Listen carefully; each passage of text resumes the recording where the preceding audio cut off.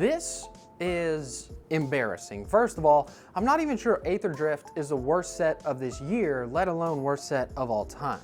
In fairness, at least Spider-Man is also on the list, along with all UB sets, which apparently does not encompass the 3 other UB sets on the list. I got into Magic with Universes Beyond. I am not a Universes Beyond hater. It's just more and more I realize Universes Beyond doesn't mean beyond Magic, it means beyond affordable.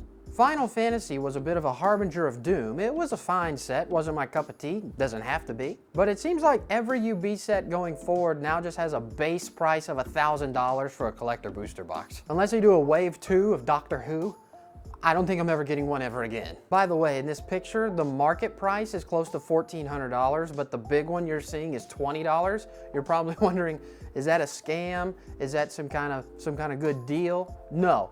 That's people selling the box. Just the box. No packs. Box. $20. Harbinger of Doom. It heralds Galactus.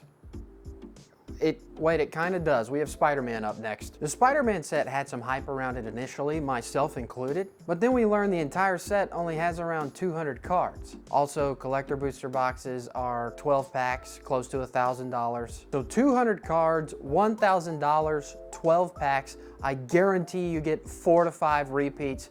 Have fun opening that set, it's gonna be a blast. But don't worry, some of those repeats are just gonna be the same exact card with slightly different printings so that you're fooled into thinking you got 8 different cards. Would you like to see 8 of the new exciting cards from Magic the Gathering's next set, Spider-Man? Let's take a look at 8 cards. What is this, Marvel Rivals? But not for real, why are we doing that? Why are we reskinning cards? We're releasing DLC skins for the cards now. What are we doing? There is some low-hanging fruit though. Spider-Man's been a visual medium for decades. They can just take some of the comic book art, slap it on the cards, and bam. No work, easy, ready to go. Say what you will, it's at least a step up from the Etsy proxies we got from Final Fantasy. Yep, yep. Also, do you really mean to tell me you prefer this to this? Hey, Wizards of the Coast, you can stop it with all the visually creative and interesting art. I'd just like some more screenshots from PS2, please. Also, quick tangent here, everyone pretends like they hate Universes Beyond. Numbers don't lie. Who's buying? You buying this? You bought it. You hate it? You bought it. Irony of Universes Beyond, it's designed to bring in new players, but I think all it's doing is bringing in new scalpers. How am I supposed to hate Aetherdrift when it's literally the only thing I can buy at my local LGS? I'd love to be able to introduce a friend of mine to Magic via Final Fantasy, but there's none of it on the shelf, so back to the racetrack we go. I recently opened a collector booster box of Murders at Karlov Manor, the sixth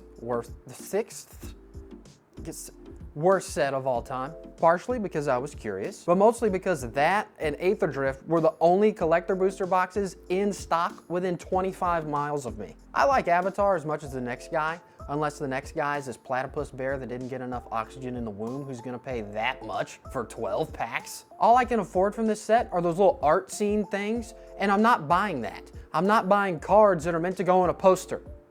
I need them to go in a deck, and that'll ruin my poster. I'm glad Spider-Man and Avatar are focusing on products for new players that are actually gonna be available and gonna be affordable. But where does that leave the current player base? If I don't need jumpstart packs and if I don't need welcome decks, where does that leave me?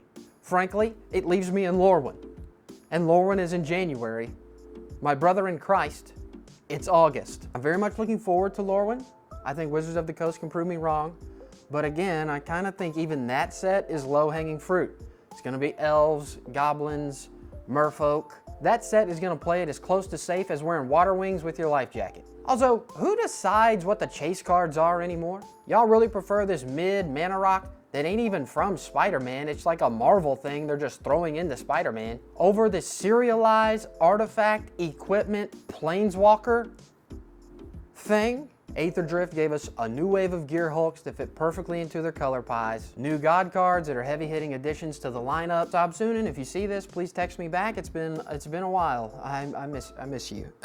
Also, Aetherdrift gave us the first ever in-universe legendary creature robot. Before Mendicant Core Guidelight, it was Optimus Prime and some stuff from Fallout. Mendicant gave us a robot commander option in the canon of Magic the Gathering. I love when they do things like that, the first ever of something. And maybe I look back with rose-colored lenses on Aetherdrift because it was the first time I played pre-release. Myself and a friend of mine bought 6 packs, made our sealed decks, played against each other, and you know what? I won. I won, and I've been riding that high ever since. Ever since then, I've loved Magic. I've loved researching cards. I've made a YouTube channel, for crying out loud. I've been hooked, but I'm quickly being left behind. I love opening collector booster boxes for the channel, but I'm gonna have to start going backwards. Going forwards is a millionaire's work, I guess. Take all the collector booster boxes I've opened so far on the channel, add all their prices up together, that won't buy you 1 box of PS2 Etsy proxies. Let that sink in. I'm not saying there's a right and there's a wrong. You don't have to like a set just because you feel like you need to. Everyone has their own preferences and perspectives on things. You can't change what you're naturally kind of drawn to. All I'm saying is, if we poo-poo on WotC every time they swing for the fences and take a creative chance, they're just gonna stop doing it altogether. Why would they try to be inventive, come up with something new, exciting, when this is their reward? All they have to do is reach out, grab the lowest hanging fruit, and apparently this is their reward. I was quite looking forward to the Avatar set for one big reason. I play Commander. 4 Commander precons, each based on the 4 elements represented in Avatar: The Last Airbender, is all I wanted. And you know what?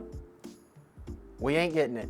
Instead, they're charging you $300 for the Soul Ring and boots they printed but didn't want to bother putting in the precons. They'd lose a lot of money, you see, if they had done that, so. And you never know how a set's gonna play until you play it, but the bending looks awful. With these sorry excuses for bending, it's gonna be easier to flip a lead pancake than it is Avatar Aang.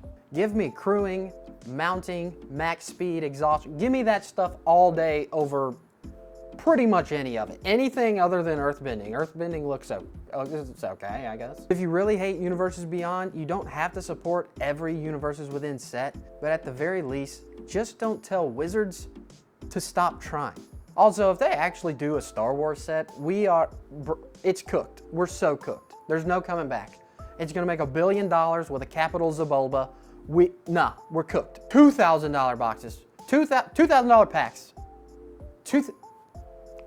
Thank you for watching this video and listening to me rant. I hope this video finds you well. If it does, I've got a poll up on my channel about the next collector booster box that I will be opening. So please go vote for that. Subscribe so you don't miss that video. I'll catch you in the next one. Peace.